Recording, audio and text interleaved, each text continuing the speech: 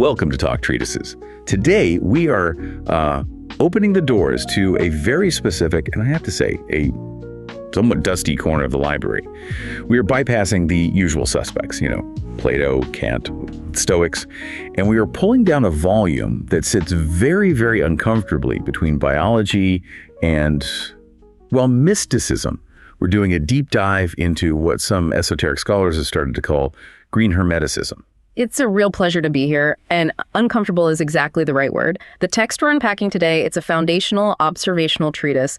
On the surface, if you just, glance at the table of contents, it looks like a rigorous botanical catalog. It's all about what it calls devouring flora. Right. But if you actually read the prose, if you follow the experiments it lays out, it reads like this radical challenge to the entire Aristotelian hierarchy of being. And that hierarchy is usually so rigid, isn't it? I mean, in the classical view, you have minerals at the bottom, things exist.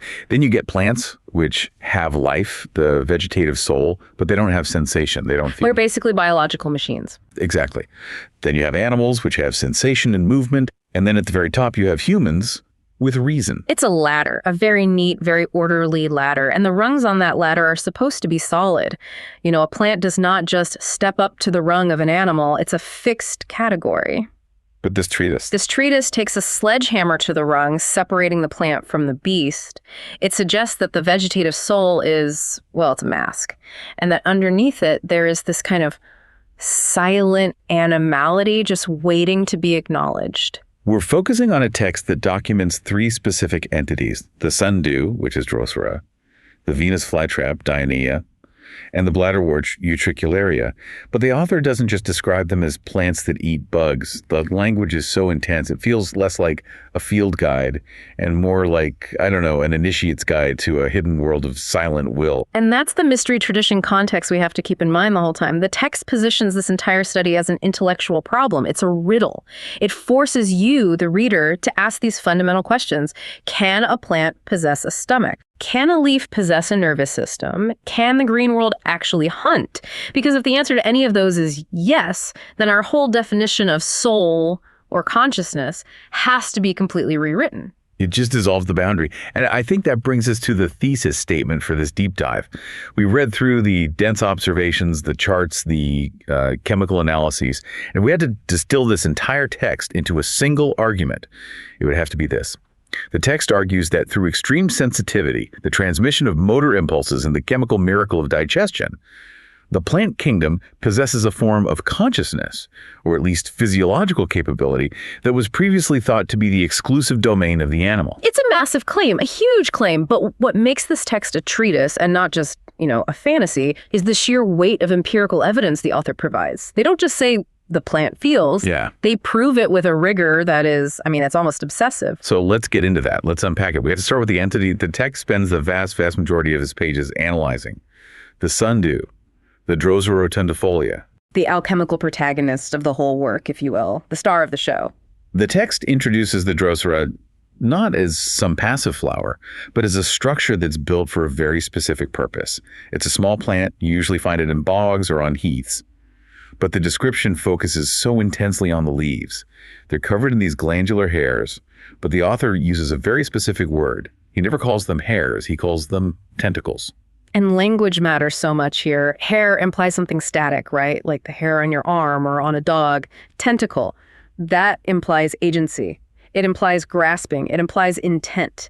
The author is priming us from page 1 to see this as an animalistic organ. These tentacles are tipped with glands, and surrounding these glands is a drop of this extremely viscid secretion.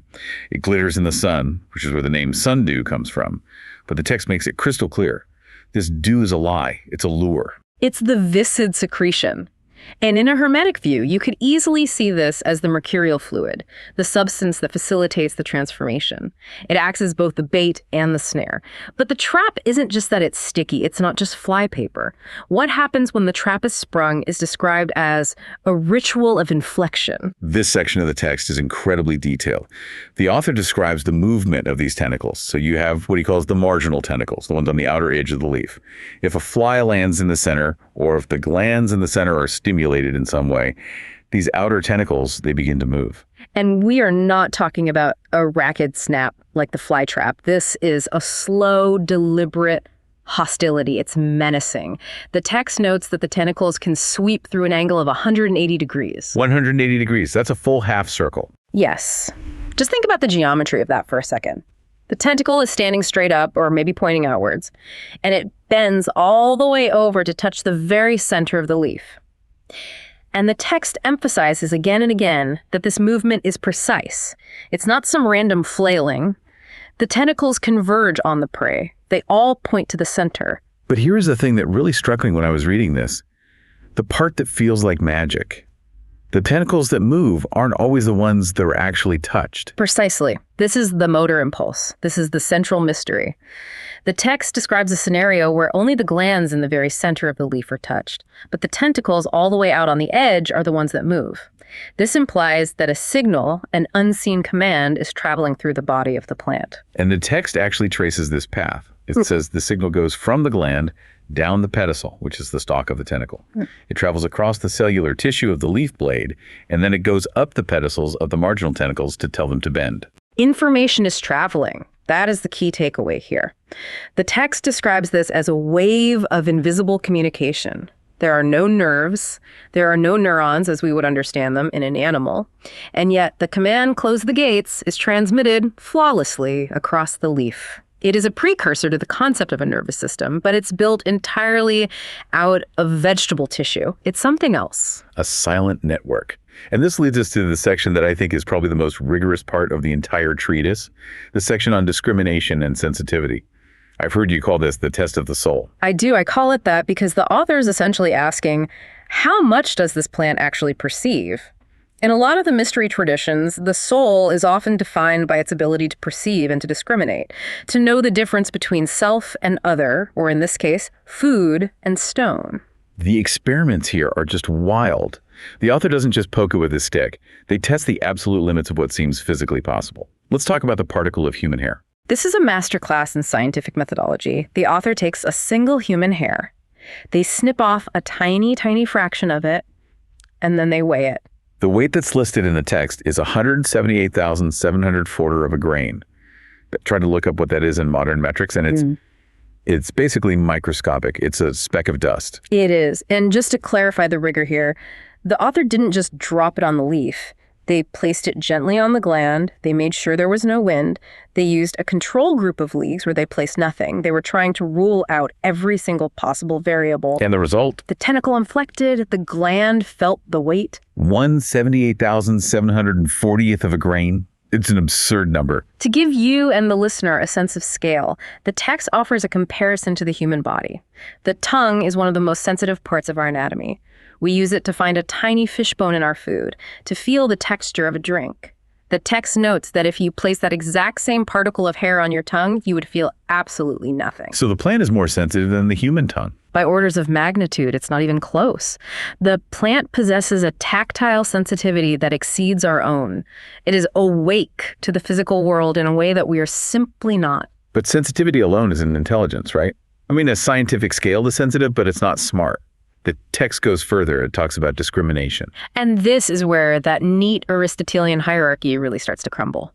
The plant lives in a chaotic world. It rains, the wind blows, other leaves fall on it. If the drosera closed up every single time a raindrop hit it, it would spend all of its energy just opening and closing. It would starve to death. It would be a complete dysfunction, a bug in the system. Exactly. So the text documents how the plant ignores rain. It ignores the wind. You can blow on it, you can shower it with water, and the tentacles remain perfectly still. But place a solid body on it, it moves. And it goes even deeper than just liquid versus solid. The text describes the author placing inorganic objects, bits of glass, cinder, stone, versus organic objects like a tiny piece of meat or egg white. The reaction to the inorganic stuff is sluggish. Sometimes a few tentacles will move, maybe out of curiosity, but they soon re-expand. It's like they realize there's no nutrition there. But when a bit of raw meat is placed on the gland, the reaction is energetic. The tentacles clamp down and they stay down. So it knows. It somehow knows what is food and what is not food. It possesses a discrimination faculty. It calculates the ROI, the return on investment. Is this object worth my energy? That is a form of decision-making, stripped down to its absolute biological essence. And once that decision is made and the prey is trapped, we move to the next phase.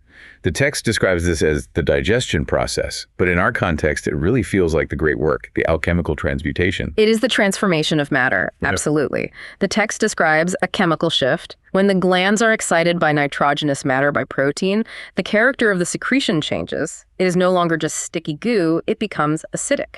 The text is very specific here. It mentions a specific acid, and it mentions a ferment. The ferment is the key. The author compares this substance explicitly to pepsin, and pepsin is the enzyme found in the stomach of a dog or a human. It's the primary agent that breaks down proteins. So, chemically speaking, the leaf is a stomach. It's a stomach turned inside out. The text forces us to visualize this.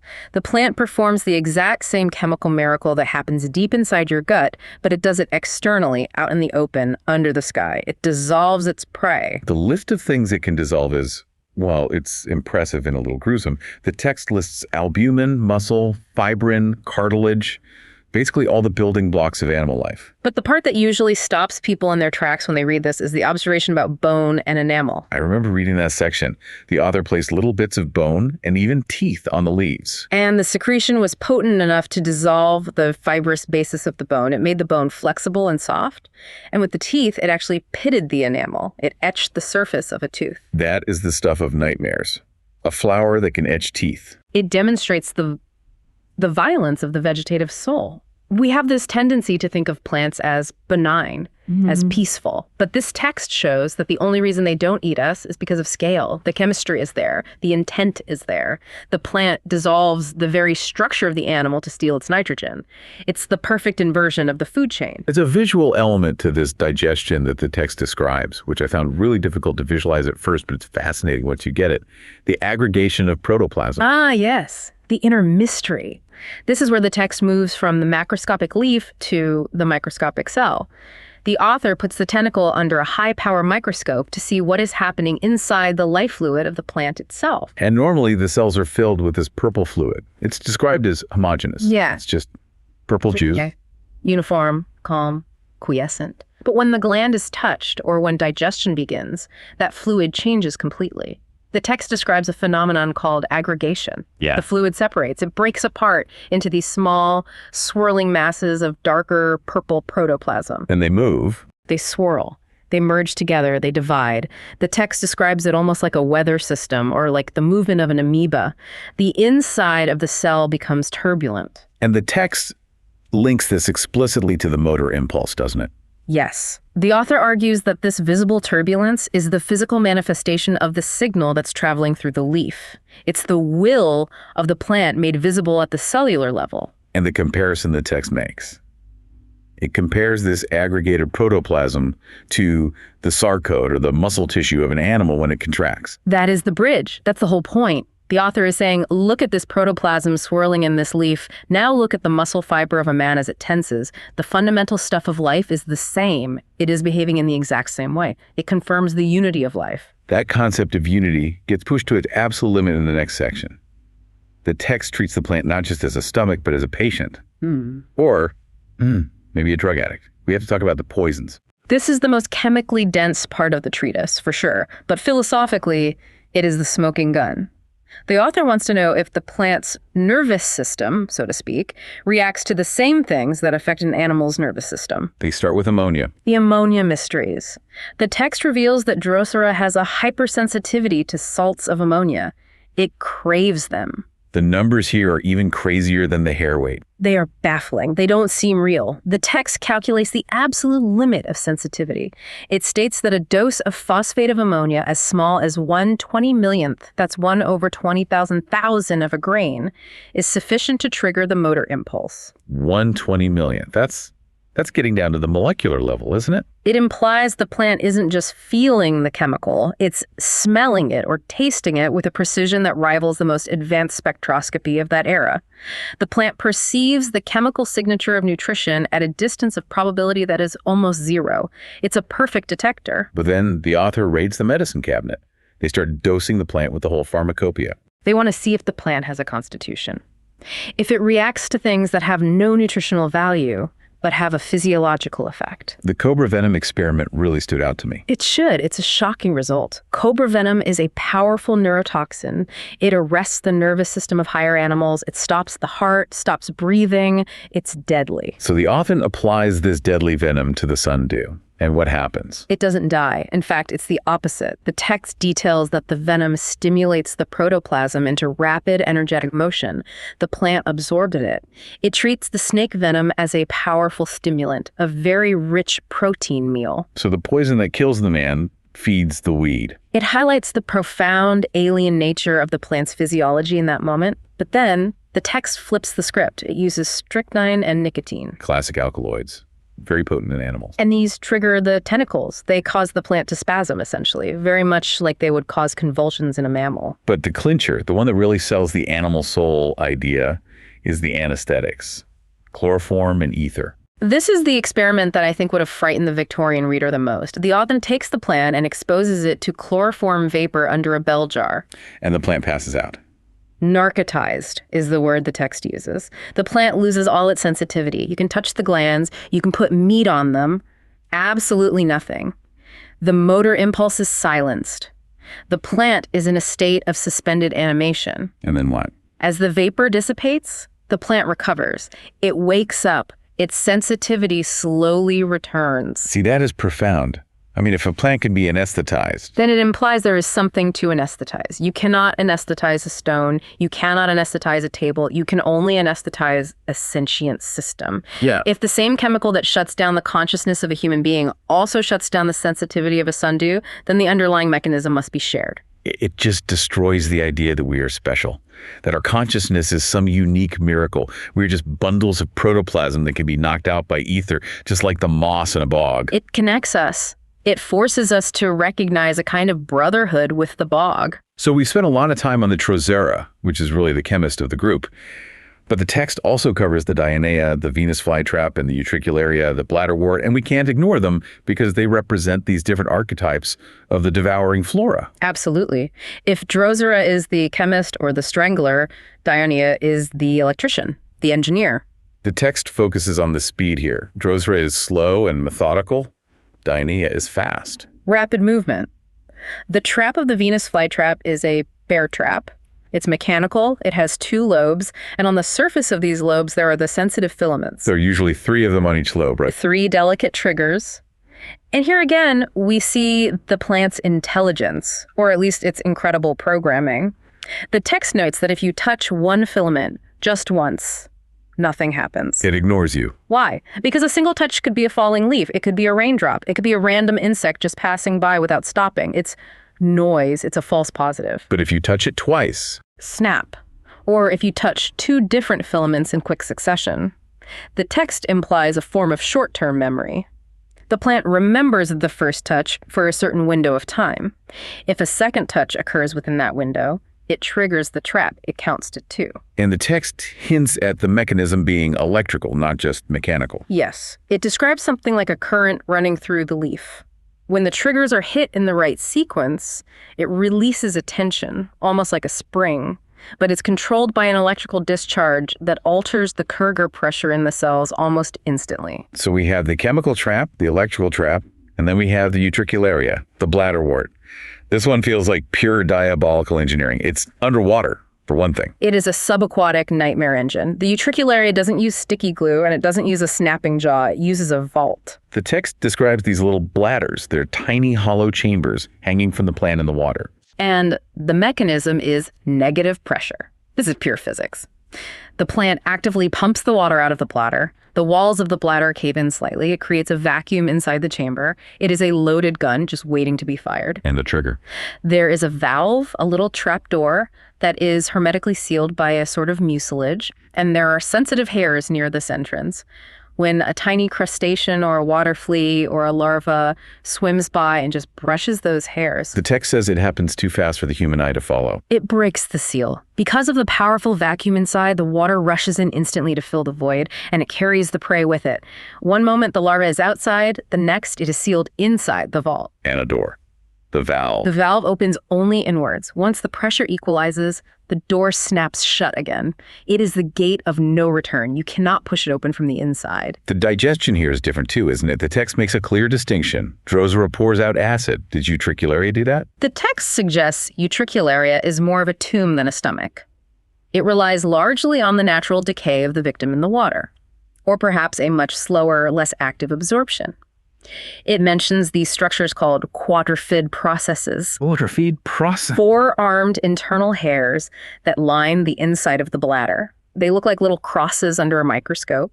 These are the absorbers. They soak up the putrid soup of the decaying prey. That is incredibly grim, but very, very efficient. It is nature at its most pragmatic. So taking all three of these entities together, the strangler, the bear trap, and the vacuum, the text creates this comprehensive picture of the hunter in the plant kingdom. It leaves no doubt. And the legacy and influence of this text is that it made it impossible to look at plants as passive scenery ever again. Before this treatise, the vegetative soul was seen as a state of deep sleep. After this, it was seen as a state of waiting, of patience. It brings up this idea of the homology of parts. That's a term the text uses a few times. It's the evolutionary argument, really. The text argues that these incredible traps aren't alien implants that appeared from nowhere. They are modified leaves. The tentacle of the sundew is just a hair that learned to grab and digest. The jaw of the flytrap is a leaf that learned to fold and bite. It shows that the potential for violence is inherent in every plant. It just needs the right evolutionary pressure to manifest. And that connects directly back to the esoteric connection you mentioned at the start. As above, so below. The Hermetic axiom. The physiology of the plant mirrors the physiology of the animal. We find the stomach of the wolf in the leaf of the sundew. We find the nerve of the human in the sensitive filament of the flytrap. The text shows us that the functions of life are universal. They just take on different forms. There's one final symbol in the text that I really want to highlight because it feels so potent. The rootless existence. The text mentions that Utricularia and another plant, Aldrovanda, are often found completely rootless. That is a powerful image for any mystic. These plants float. They have severed their connection to the earth, to the soil. They do not draw nutrition from the ground like a normal plant. They exist entirely by hunting. It's like they've transcended their station. They've decided, I am not a plant anymore. I am a predator that just happens to be green. They have become animal plants. They float in the water, drifting, waiting to consume higher life forms. It creates a hierarchy that is fluid, not fixed. A plant can, in fact, climb the ladder. This brings us to the part of the show where we like to take these observations and, well, push them a little. We are going to step into our thought experiment segment. And a necessary disclaimer. The following segment contains philosophical speculation for entertainment and educational purposes only. These scenarios are not claims of fact, but are exercises in logic inspired by the text we've just discussed. Okay, let's do it. Thought experiment number 1. I'm calling this one The Calculus of the Sentient Forest. Okay, walk me through it. So the premise is simple. The text proves that the tiny drosera detects a weight of 1/78,000th of a grain. It proves that it transmits a motor impulse, a signal without nerves, across its entire body. Right, extreme sensitivity and decentralized communication. Got it. Now, let's just scale this up. Let's look at the total biomass of a redwood forest or the Amazon jungle. We have millions of tons of living plant matter. We now know they're all connected by roots and vast fungal networks, the mycelium. The wood wide web, as they call it. Exactly. So if the single leaf of a tiny sundew can feel the foot of a gnat, does the forest feel the foot of the hiker? It's a terrifying, but a completely logical extrapolation. If the sensitivity is cellular, if it's in the protoplasm itself, as the text argues, then scaling up the biomass should, in theory, scale up the sensitivity. Right. You walk into the woods, you think you are alone and unseen. But the moss you step on feels the pressure. The ferns brush against your leg and feel the body heat. The trees taste the carbon dioxide in your breath. You're essentially creating a model of a distributed consciousness, a planetary nervous system that thinks and feels on a completely different timescale. And if they feel, do they act? The drosera acts, but it's slow. It takes minutes, even hours, for its tentacles to fully bend. Maybe the forest acts, but on a timescale we simply can't perceive. The Ent timescale from Tolkien. Yes. Maybe the forest traps us or rejects us through growth patterns that take years or decades. Maybe it slowly changes the soil chemistry to make an area inhospitable for us to live. Maybe it releases specific pollens to influence our mood or behavior. Or maybe it just watches. The text says the plant discriminates. It knows the difference between a stone and a piece of meat. In the eyes of the sentient forest, the hiker is just a very large, very mobile piece of nitrogen walking through its digestive tract. That is deeply unsettling. You are never alone in the woods. You're merely undigested. Precisely. That leads perfectly into thought experiment number 2, the inversion of the food chain. I have a feeling I know exactly where this is going. So the text demonstrates, unequivocally, that animal matter is the supreme stimulant for these plants. When they eat meat, they grow huge, they produce more seeds. It's like rocket fuel for them. True. The plants that learn to eat animals win the evolutionary race, especially in poor soils where nutrients are scarce. So evolution is not static, it's an arms race. If the carnivorous trait provides such a massive survival advantage, what happens if it scales up? You get the green stomach world. Imagine a future evolutionary epoch, a world where the primary predators are stationary. We are used to running from tigers and wolves. But what if the grass itself wants to eat you? If a drosera grew to the size of an oak tree, with tentacles like an octopus. Or if the utricularia's vacuum trap was the size of a cave entrance at the bottom of a lake. The logic holds. If nitrogen is the limiting factor for most plant growth, and animals are essentially giant walking sacks of concentrated nitrogen, then the ultimate evolutionary goal of the plant kingdom should be to harvest us more efficiently. In this scenario, the animal kingdom becomes merely the digestive tract for the plant kingdom. Think about it. We run around, we eat plants, or we eat other animals that eat plants. We gather all these scarce nutrients. We concentrate them in our bones and muscles, and then we die, and we feed the roots. Or we walk into the cave of the bladderwort, and the process is accelerated. Exactly. We are just mobile nutrient packets. Our freedom of movement isn't a sign of superiority. It's a servant's task. The king sits on the throne, the tree stands still, and waits for dinner to be delivered. It flips the entire hierarchy upside down. We think we are the masters because we are fast and we have brains. But the text suggests that patience and chemistry might be the ultimate predators. The peaceful green meadow is actually a battlefield of silent screams and very, very slow digestion. That is a terrifying thought to leave our listeners with. It certainly changes how you look at a salad, doesn't it? The text leaves us with the unsettling realization that the passive plant is a myth. The hunter is universal. Whether it has claws or leaves, the hunger is the same. And the protoplasm is the same. We are all part of the same devouring unity. On that cheerful note, thank you for joining us on Talk Treatises. Keep your eyes on the leaves.